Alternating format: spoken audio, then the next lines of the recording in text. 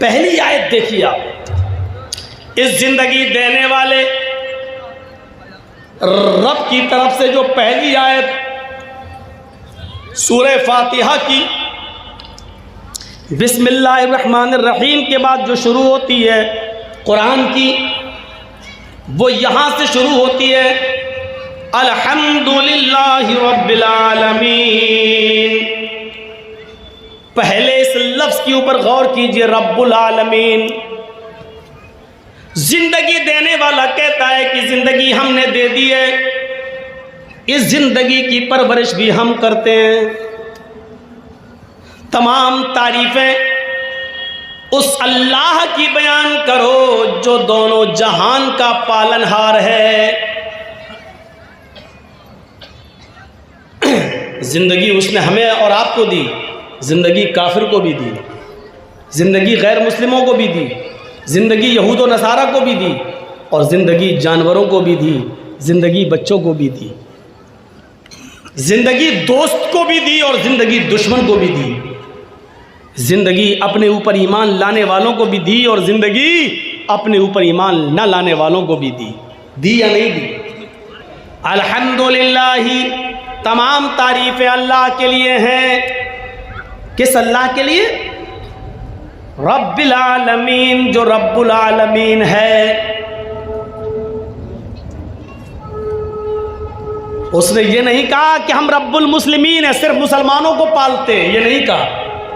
उसने ये नहीं कहा रब्बुल मुत्तकीन है, हम सिर्फ मुत्तकियों को पालते हैं, जो हमसे डरेगा हम उसको रोजी देंगे, नहीं। उसने ये भी नहीं कहा वो रब्बुल आलमीन है, रब्बुल इंस भी है, रब्बुल जिन भी है। वो जिस तरह मुसलमानों को खिलाने और पिलाने वाला है, उसी तरीके से गैर मुस्लिमों को भी खिलाता और पिलाता है। जिस तरीके से हमें और आपको रोजी और रोटी देता है, उसी तरीके से वो यहूद और नसारा को भी रोजी और रोटी देता है। जिस तरीके से वो हमें आसमान से बारिश देता है, उसी तरीके से वो गैर मुस्लिमों को भी देता है। वो रब्बुल इंस भी है, वो रब्बुल जिन भी है, वो रब्बुल जमादात भी है। ये पेड़ पौधे, इनको भी धीरे धीरे बड़ा करता है, इनको भी पालता है वो। वरना आपने तो एक दाना जमीन में डाला था बस, और क्या किया था? सिर्फ उस दाने को डालने के बाद आप तो अलग हट गए। उस आम की गुठली को, उस आम के बीज को आम के फलों तक पहुंचाने वाला, और इस आम के पेड़ की भी नशो नुमा करने वाला, और इस आम के गुठली और बीज को भी आम का दरख्त बनाने वाला, वही रब्बुल आलमीन तो है। इसलिए वो रब्बुल जमादात भी है, रब्बुल नबातात भी, रब्बे नबातात भी है। वो अनाज को भी पैदा करता है, पेड़ और पौधों को भी परवान चढ़ाता है। वो रब्बे जमादात भी है। जमादात का मतलब एक छोटे से टीले को पहाड़ बनाने वाला भी वही है।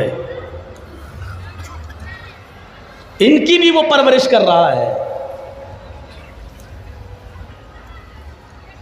अगर जमीन से कोयला ना निकले, जमीन से पेट्रोल ना निकले, जमीन से खजाने ना निकले, तो आप बताइए क्या करेंगे? सिर्फ एक चीज सोच दो, अगर अल्लाह ने जमीन ना बनाई होती, मुझे बताओ कि हम आज कहां होते? क्या हैसियत थी हमारी? सिर्फ रब की एक नेमत पर गौर कर लो। सारी नेमतें एक तरफ रख दो, सारी नेमतें एक तरफ रख दो, जबकि अल्लाह की नेमतें इतनी है कि तुम गिन नहीं पाओगे। इन तउद्दू नेमत अल्लाहि ला तुहसूहा। मेरे बंदो, मेरी नेमतों को, मेरी कृपाओं को, मेरे इनामात को, मेरे तहाइफ को, मेरे गिफ्ट्स को अगर तुम गिनना चाहो तो गिन नहीं सकते। इन तउद्दू नेमत अल्लाह, अगर तुम अल्लाह की नेमतों को याद करना चाहो, अल्लाह की नेमतों को गिनना चाहो, ला तुहसूहा, तो तुम्हारे हाथ में इतनी ताकत नहीं कि उनको लिख सको। तुम्हारे दिमाग में ऐसा कंप्यूटर फिट नहीं है जो उनको गिन सको। अल्लाह की नेमतें इतनी ज्यादा हैं कि तुम उनको गिन नहीं सकते, शुमार नहीं कर सकते। इतनी ज्यादा नेमतें, इन तमाम नेमतों को एक तरफ रख दो। सिर्फ एक नेमत ज़मीन को ले लो, ज़रा सोचो कि अगर अल्लाह ने ज़मीन ना बनाई होती तो क्या होता। ज़मीन ना होती तो आज मौलाना जर्जीस का स्टेज कहाँ लगता, ज़मीन ना होती तो आप कहाँ बैठते, ज़मीन ना होती तो अनाज, वो गल्ला जो हम और आप खाते और पीते हैं, वो कहाँ पैदा होता। ज़मीन ना होती तो पीने का पानी फिर आपको किस कुएं से और किस हैंड पाइप से मिलता। ज़मीन ना होती तो हमारी फैक्ट्रियां कहाँ होती, ज़मीन ना होती तो सफ़र करने के लिए फिर बस स्टॉप कहाँ होते, रेलवे स्टेशन कहाँ होती, एयरपोर्ट कहाँ होते। ज़मीन ना होती तो अलगर्ज आपके बिजनेस और आपके तिजारात और इन तमाम तिजारात करने के ऑफिस आपके कहाँ होते। ये अलग बात है कि अल्लाह ने इतनी बड़ी नेमत हमें ज़मीन की शक्ल में दी, अब इस ज़मीन की छाती पर आप एक कुर्सी और टेबल लगाकर लॉटरी के टिकट भी बेच रहे हो। आप इस ज़मीन पर जो अल्लाह की नेमत है, आप इस ज़मीन पर अफीम की और इसमें की खेती भी कर रहे हो।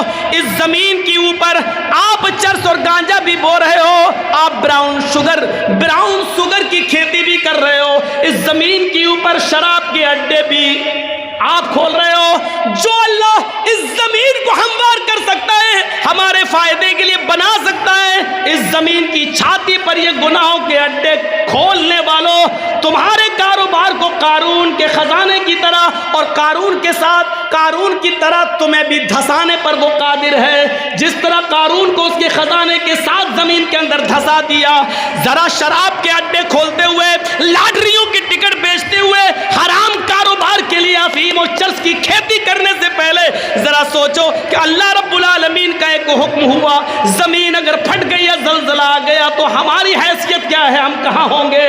कभी आपने सोचा है जो इतनी बड़ी नेमत दे सकता है वो इस नेमत पर कादिर भी है, वो इस जमीन के सीने को फाड़ कर हमें कारून और उसके खजाने की तरह हमें धसाने पर भी कादिर है। कभी सोचा है हमने? इसलिए हमेशा याद रखो, अल्लाह ने जब अगर ये नेमत दी है तो इस नेमत का इस्तेमाल भी वैसे ही करो जैसे उसने बताया है। ऐसा हो सकता है? रब्बुल आलमीन है, बारिश भी बरसाता है तो सबको देता है। हम और आप किसको खिलाएंगे? जर्जीस साहब के बेटे की शादी हो रही है, जर्जीस साहब लिस्ट बनाएंगे किस किस को बुलाया जाए। जो हमारे हमदर्द हैं, हमारे रिश्तेदार हैं, लिस्ट में नाम लिखेंगे और जो हमारा विरोधी है उसका नाम सबसे पहले काट देगा, हट वो नहीं आएगा। जर्जीस साहब का विरोधी, जर्जीस साहब का मुखालिफ, जर्जीस साहब का दुश्मन जर्जीस साहब के दस्तरखान पर उनकी शादी में, उनके बेटे की शादी में नहीं आ सकता है। जर्जीस साहब ने अपना और परायापन दिखा दिया। ये दिखा दिया कि जर्जीस साहब के दस्तरखान पर जर्जीस के दोस्त ही आ सकते हैं, उसके रिश्तेदार ही आ सकते हैं, दूसरा नहीं। लेकिन उस रब की रुबूबियत को देखो, उस अल्लाह की उलूहियत को देखो और उस अल्लाह की, उस रब की रुबूबियत को देखो। उसने जो अनाज पैदा किया है, उस अनाज को हिंदू भी खा सकता है, मुसलमान भी खा सकता है, उसको सिख और ईसाई भी खा सकता है और पारसी भी खा सकता है। दुनिया में उसने जितने लोगों को पैदा किया सब उससे फ़ायदा उठा सकते हैं। गौर करो, जो उसने खाना मूसा अलैहिस्सलाम को दिया तो फिरौन को भी उसने भूखा नहीं सोने दिया।